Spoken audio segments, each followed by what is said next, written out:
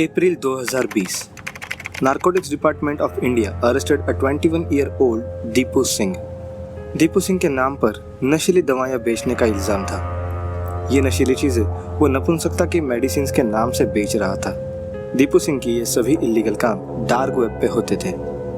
Deputy director general of NCB Rajesh Nandan Shrivastava ने कहा, "A major player on the darknet. His listings were found in one of the biggest and reliable darknet markets like Empire Market and Majestic Garden."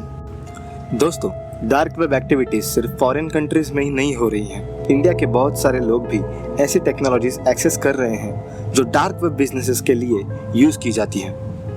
As per statistics, people of India are the largest who are using this kind of technology related to dark web, वो भी तकरीबन 26%। आज हम आपको dark web से related एक story बताने वाले हैं जो 100% रियल है और जिसके पुलिस रिकॉर्ड्स भी मौजूद हैं।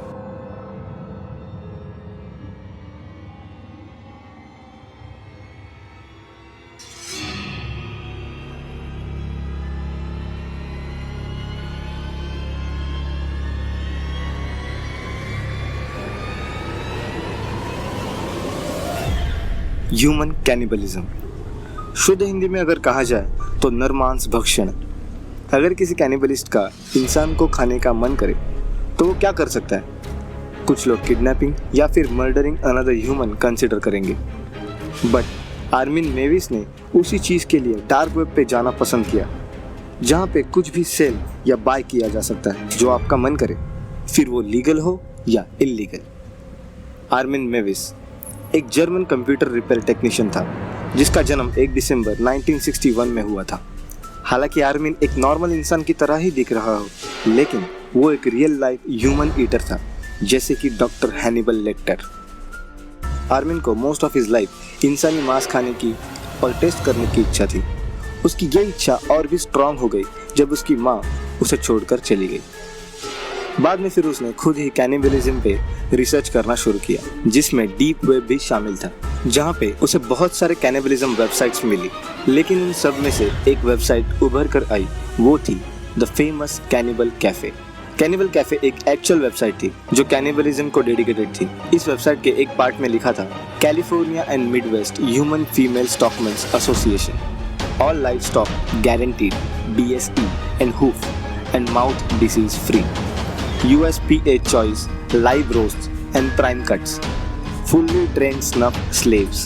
The California and Midwest Human Female Stockmen's Association एक प्रोफेशनल एसोसिएशन है जो कि बड़े बड़े खेतों में हैंडल की जाती है।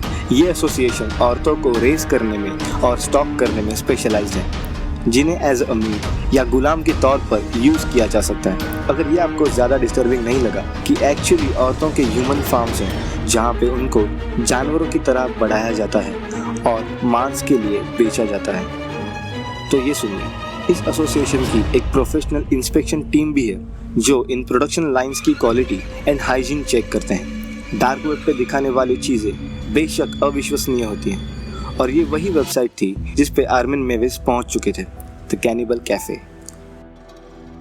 इस वेबसाइट पे बहुत सारे चैट फोरम्स अवेलेबल थे जहां कैनिबल्स एक्चुअली दूसरे कैनिबल्स से कम्युनिकेट कर सकते थे। Guys, this website was full of different kinds of sick people, जहां पे दूसरों को खाने की इच्छा होने वाले लोग थे, और ऐसे लोग भी थे जो सुसाइड करना चाहते थे या फिर खुद टॉर्चर होना चाहते थे और जिंदा खाए जाने के लिए तैयार थे। इस वेबसाइट पे आने के बाद आर्मिन को पहले तो ज़्यादातर चैट फोरम्स और मेल्स फेक लगे। आर्मिन ने तब तक इस वेबसाइट पे विश्वास नहीं किया जब आर्मिन मेविस को बर्न ब्रांडेड्स का मेल आया, जिसका सब्जेक्ट टाइटल था योर डिनर। ईमेल में बर्न ने एक्सप्लेन किया था कि कैसे वो आर्मिन का पहला शिकार और खाना बनने के लिए तैयार था। आर्मिन को तो यही चाहिए था, क्योंकि आर्मिन किसी भी इंसान को उसके इच्छा के विरुद्ध मारना नहीं चाहता था, जबकि उसका ये सपना था कि कोई खुद उसके पास आके खाए जाने की इच्छा जताए, और ये इच्छा बर्न ब्रांडेड्स ने पूरी की। फिर वो दोनों मिलने लगे, एक दूसरे को अच्छे से पहचानने लगे, और आखिर में वो दिन आ ही गया। पहली बार किसी इंसान को खाए जाने के जश्न पर उस रात आर्मिन ने पूरे घर में कैंडल्स जलाए हुए थे।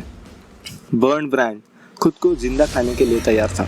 हालांकि उसने दर्द कम होने के लिए बहुत सारी पेन किलर्स एक साथ खा ली थी, और तो और आर्मिन को ये पूरी घटना रिकॉर्ड करनी थी। इसलिए उसने पूरा कैमरा सेटअप भी रेडी रखा था। बर्न ब्रांड एक बाथटब में लेटा हुआ था जिसमें अरमान ने उसे काटना शुरू किया और इस प्रोसेस को स्पीड अप करने के लिए उसने बर्न को छाती और गले में कई बार चाकू से भी मारा।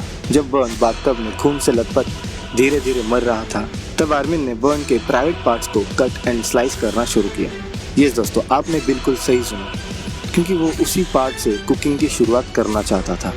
अरमान ने उसके प्राइवेट पार्ट्स को फ्राइंग पैन में फ्राई करना शुरू किया और बाद में डिनर टेबल पर बैठकर एक वाइन ग्लास के साथ उसके लाइफ का फर्स्ट ह्यूमन मीट टेस्ट किया। बर्न के मरने के बाद अरमान ने उसके बचे हुए शरीर को अलग अलग टुकड़ों में काटकर डीप फ्रीजर में रख दिया और अगले कुछ महीने तक उस मीट को खाने का अरमान का प्लान था। हालांकि उसका ये प्लान कामयाब ना हो सका। जब पुलिस ने अरमान को अरेस्ट किया, पुलिस ने अरमान के घर पे छापा मारा और उसके घर से उन्हें फ्रीज किया हुआ मीट मिला, जो कि फॉरेंसिक टेस्ट के बाद कंफर्म ह्यूमन मीट था, ये प्रूव हो गया। उसी के साथ साथ पुलिस को अरमान के घर से एक वीडियो टेप भी मिला जिसमें ये पूरी घटना कैद थी और ये वीडियो टेप इतनी भयानक थी कि पुलिस ने पूरी तरह से प्रयास किया कि ये वीडियो फ्यूचर में किसी को भी ना मिले। और इस सभी घटना की अजीब चीज ये थी कि ये सब डार्क वेब के एक चैट फोरम से शुरू हुआ था। आपको उस पेनड्राइव में क्या था ये देख के और भी हैरानी होगी, हालांकि हम उसे पूरी तरह से नहीं दिखा सकते। पेनड्राइव ओपन करते ही अंदर एक MP4 फाइल मिली थी जिसका नाम था वी ऑल ईट, और जब उसे ओपन किया गया तो उसमें ये था।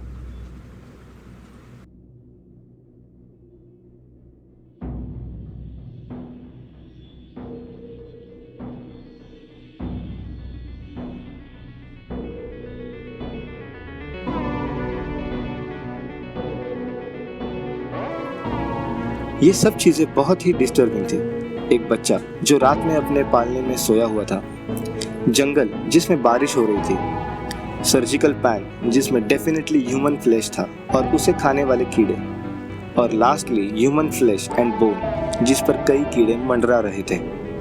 लेकिन वीडियो में सिर्फ एक फ्रेम के लिए एक इमेज आके जाती है जिसे स्लो मोशन में देखने के बाद दिखता है ये एक एशियन वुमन इंसानी बच्चे को चबा रही है।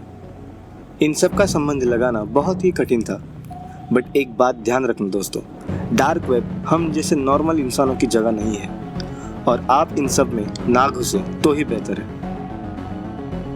अगर आपको ये वीडियो पसंद आया हो तो वीडियो को लाइक कीजिए और ये वीडियो शेयर कीजिए। ऐसे ही इंटरेस्टिंग चीज़ें जानने के लिए चैनल को सब्सक्राइब करना। हम जल्दी ही फिर मिलेंगे नई वीडियो के साथ, तब तक के लिए बाय बाय।